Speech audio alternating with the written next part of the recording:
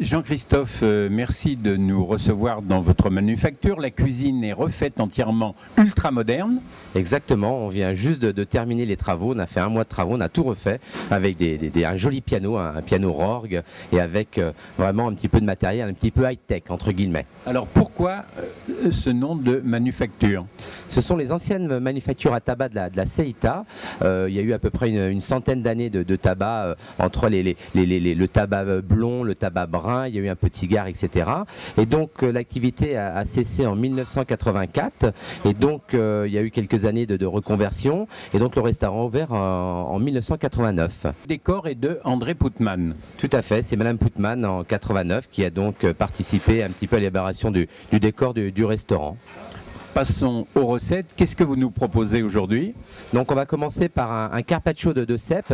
Donc le cèpe juste coupé assez finement cru, un petit peu d'huile d'olive, quelques copeaux de parmesan et jambon de Parme, bien sûr. Je rappelle un petit clin d'œil à l'Italie. Alors Christophe, petite démonstration de nettoyage, ce qu'on appelle en cuisine la corvée de pluche. Alors quelles sont les précautions à prendre? Mais ça c'est une corvée vraiment très agréable. Alors le cèpe c'est très simple. Il faut tout simplement on va dire même pas le passer à l'eau, juste enlever on va dire la motte, un petit peu de terre, d'humus qui reste un petit peu au pied du cèpe, tout simplement.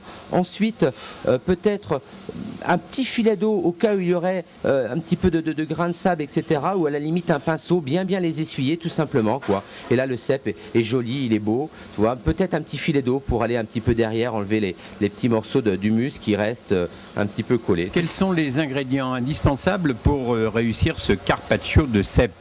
Donc il nous faut donc des jolis cèpes bien fermes, hein, bien blancs, ça c'est très important.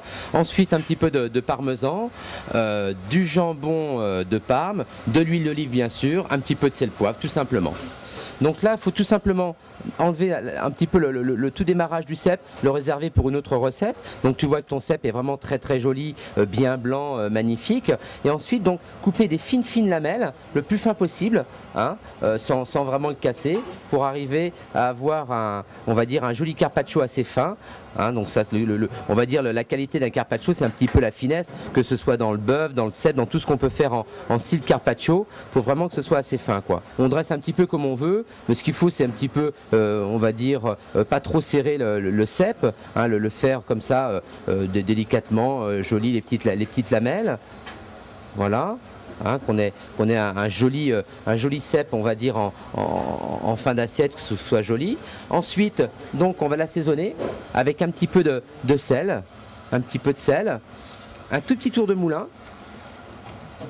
Le célèbre tour du moulin. Le tour du moulin. Et aussi, à poivre. L'huile d'olive, qui est importante. De qualité. De grande qualité. Donc première pression à froid, donc une huile d'olive plutôt herbacée, ça sera mieux. Donc maintenant avec quelques copeaux de parmesan, tout simplement. Voilà, comme ça c'est joli, c'est beau. On se les positionne comme ça, hein, de 2-3 comme on veut, quoi. Pas de trop parce que le parmesan est quand même assez salé, ça a quand même du goût. Donc juste 2-3 petits morceaux comme ça. Et maintenant quelques chiffonnades de jambon de Parme, juste disposées comme ça tout simplement.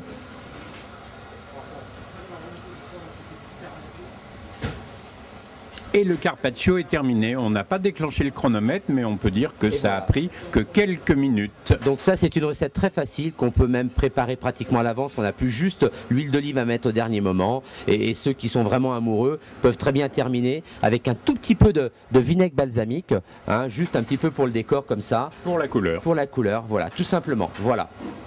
Le fameux carpaccio de cèpe, parmesan et jambon de Parme.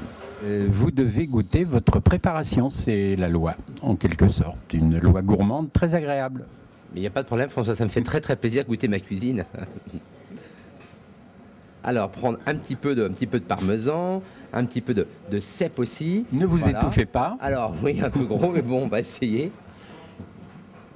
Et si je vous dis, mon cher Jean-Christophe, quand c'est bon, il n'y a pas meilleur.